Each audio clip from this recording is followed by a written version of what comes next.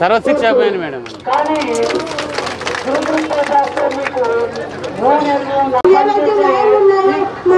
మంత్రి గారు అంటారు అందరికీ కూడా తోడుగా ఉంటారని కూడా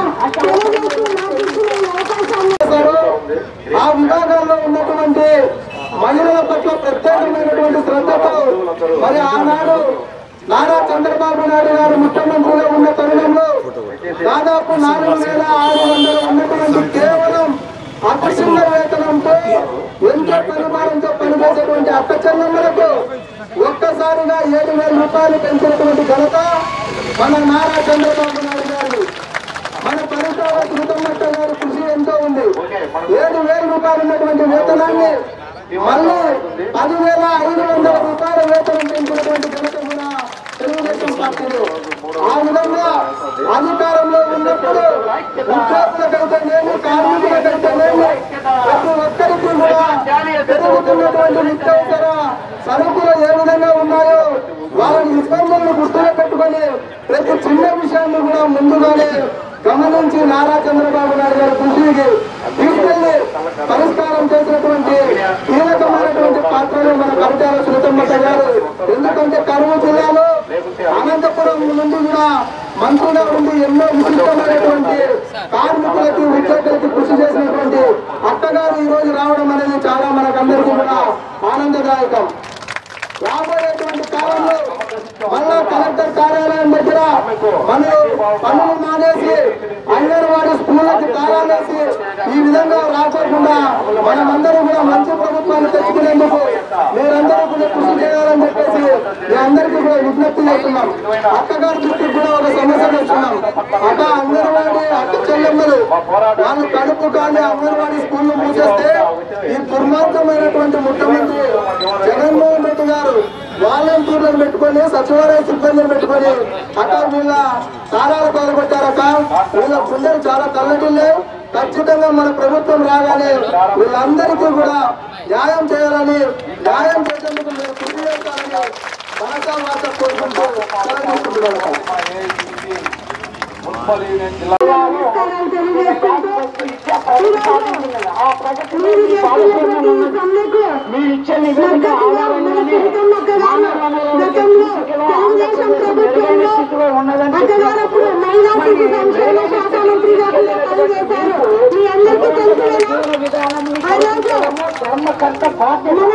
అంగన్వాడీ సెంటర్ని అంగన్వాడీ కార్యకర్తల్ని ఆయాలు కూడా కుటుంబ సభ్యులుగా భావించి మీకైతే ఏమి అవసరాలు ఉన్నాయో మీరు చెప్పకనే తెలుసుకొని ఆ రోజు చంద్రబాబు నాయుడు గారి దృష్టికి తీసుకెళ్లి మీకు రావాల్సినటువంటి వేతనాలు అయితే నేను సెంటర్స్ కి పిల్లలకి గర్భవతులకి బాలింతలకి కావాల్సినటువంటి అన్ని కూడా పౌష్టికాహారాన్ని పక్క ఒక మహిళగా గుర్తించి మనందరినీ కానీ ఆ రోజు కాపాడిన సందర్భం మీరు చూశారు. ఈ రోజు ఇదే జిల్లాకు చెందినటువంటి మహిళా శిశు సంక్షేమ శాఖ మంత్రి ఉంది. ఆమె పేరు మీకు తెలియకపోయింది ఇప్పటి వరకు కూడా. మీతో ఎప్పుడైనా మాట్లాడిందా? ఈరోజు ఇంతగా మీరు నోటికి వచ్చి మన కుటుంబం మీరందరూ కూడా కుటుంబాన్ని గ్రామంలో ఉన్నటువంటి బాలింతల్ని గర్భవతుల్ని వాళ్ళని కాపాడుకుంటూ వాళ్ళు ఏదైతే ఆ సమయంలో మీరు కాపాడితే మంచి బిడ్డనిస్తే వాళ్ళు రేపటి తరానికి మంచి పౌరులుగా ఆరోగ్యవంతులుగా అవుతారు. అది క్రియాశీలకంగా మీరు పాత్ర పోషిస్తున్నటువంటి మిమ్మల్ని ఈ రోజు జగన్మోహన్ రెడ్డి ప్రభుత్వం పట్టించుకోలేదు అంటే మీరు గతంలో 2019లో జగన్మోహన్ రెడ్డి చెప్పిన మాటలను నమ్మి ఒక్క ఛాన్స్ అని ఆ రోజు మీకైతే తప్పుడు హామీలు ఇస్తామని కూడా నమ్మి మోసపోయారా లేదా అని కూడా మా సోదరులు నన్ను అడుగుతున్నారు. మోసపోయారా మీరందరూ? ఇప్పుడు మేల్కోవాల్సిన అవసరం ఉంది. మన పిల్లల కోసము ముఖ్యంగా గ్రామాల అభివృద్ధి కోసము కనీసం మీరు అడుగుతున్నటువంటి న్యాయమైన డిమాండ్ల కోసం కూడా ఈ రోజు రాష్ట్ర ప్రభుత్వం స్పందించలేదు అంటే ఈ రోజు జగన్మోహన్ రెడ్డి ప్రభుత్వం మహిళా సంబంధించినటువంటి నేను సీఎం దృష్టికి తీసుకెళ్తారని ఒక్క మాట ఆమె అడిగింటే కూడా ఆమె కూడా గౌరవం కూడా ఉండేది. కానీ ఈ రోజు 11 రోజుల నుంచి అంగన్వాడీ సంబంధించిన వాళ్ళందరూ ఇక్కడ కూర్చుంటే అంగన్వాడీ స్కూల్స్ అన్ని కూడా బంద్ చేశారు. ఎంతో మంది స్కూల్ నాలుగయ్యే తల్లులందరూ కూడా ఈరోజు అల్లాడుతున్నారు. వాళ్ళ పిల్లల్ని మన స్కూళ్ళకి కూడా పంపించి వాళ్ళ పనులు కూడా చేసుకునేవాళ్ళు. కానీ ఈ రోజు 11 రోజుల నుంచి పనులు కూడా మానేసి కూలీలంతా ఇళ్లలో ఉండే పరిస్థితి ఈ జగన్మోహన్ రెడ్డి కూడా తీసుకొచ్చిన విషయం మనం గుర్తు చేసుకోవాలి. నేను రాజకీయం మాట్లాడట్లేదు, ఈరోజు జరిగిన విషయాలు మీకు చెప్తున్నా. ఈరోజు మన స్కూల్ బంద్ చేసిన తర్వాత చాలా వరకు పాల ప్యాకెట్లు వేస్ట్ అవుతాయి, ఎగ్స్ అన్ని కూడా వేస్ట్ అవుతాయి. బాలింతలు ఇబ్బంది పడుతున్నారు, చిన్న పిల్లలు కూడా ఈ రోజు ఇబ్బంది పడుతున్నారు. మన మినిస్టర్ గారేమో పిల్లలు బాలింతలందరూ కూడా ఇబ్బంది పడుతున్నారు, మీరు రెండీ తిరిగి అని చెప్తున్నారు. అదే విషయమే మీరు ఏమైతే డిమాండ్ చేశారో ఆ విషయాన్ని కూడా సీఎం దృష్టికి తీసుకెళ్తా తప్పకుండా నేను నా వంతు నేను సపోర్ట్ చేస్తానని ఆమె చెప్పింటే చిన్న పిల్లలు కానీ బాలింతలు ఎవరు కూడా ఈ రోజు ఇబ్బంది పడేవాళ్ళు కాదు.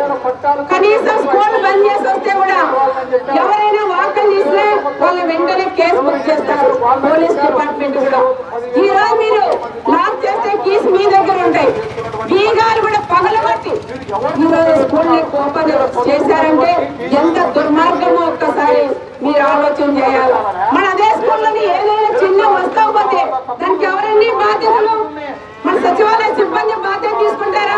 ఒక పాల ప్యాకెట్ పైన ఒక ఎగ్స్ దాదాపు ఒక డజను ఎగ్స్ పక్క పోయినా మన దాని బాధ్యత ఎవరు?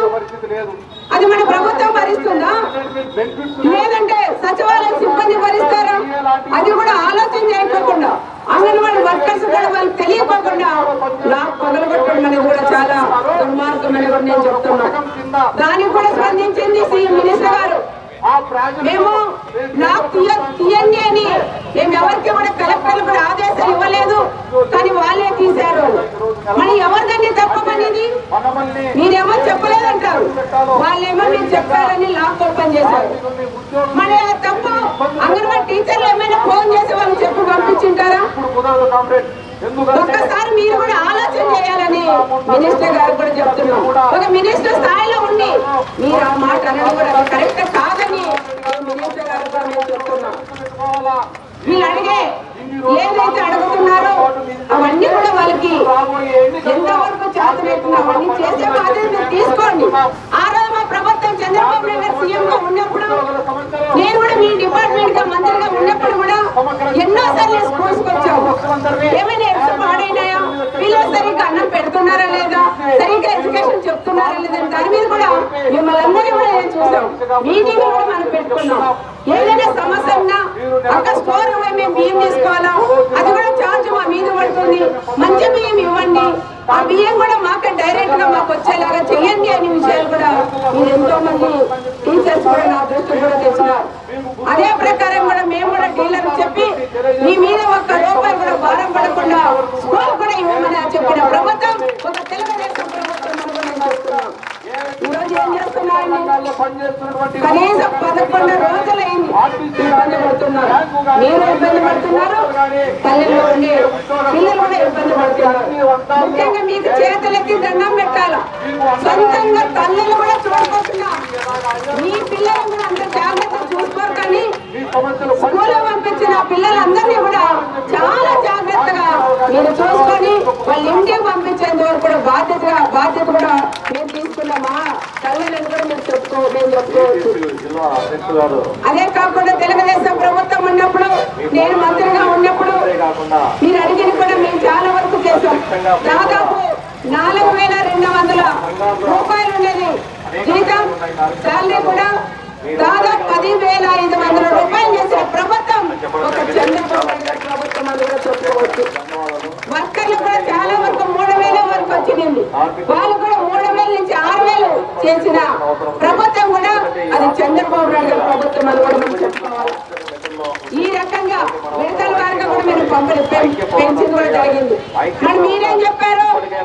పాదయాత్ర చేసినప్పుడు ఈ రోజు ఈ ప్రభుత్వం ఇచ్చిన దానికన్నా తెలంగాణ ప్రభుత్వం ఇచ్చిన దానికన్నా ఇంకా 1000 రూపాయలు నేను ఎక్కువ ఇస్తానని ఆ రోజు జగన్ రెడ్డి చెప్పారు. ఎక్కడిచ్చారయ్యా? ఆడేమో 13,500, ఈడేమో 11,500. అంటే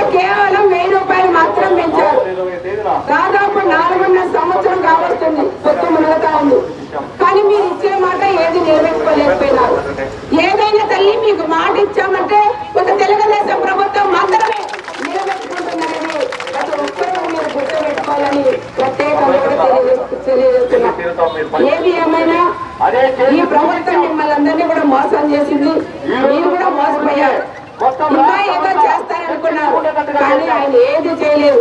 మనందరికీ మాత్రం పెద్ద టోపీ కూడా పెట్టారు మహిళలకు. మహిళలు అంటే నాకు అభిమానం అని చెప్తారు. అభిమానం ఉండొచ్చు, కానీ ఇక్కడ చేతుల్లో చూపించారు కదా, అది కూడా లేకుండా దానికని ఏది ఏమైనా మీరు ఏవైతే డిమాండ్ చేశారో అవన్నీ తప్పకుండా సాగుతూ తీసుకెళ్లారు.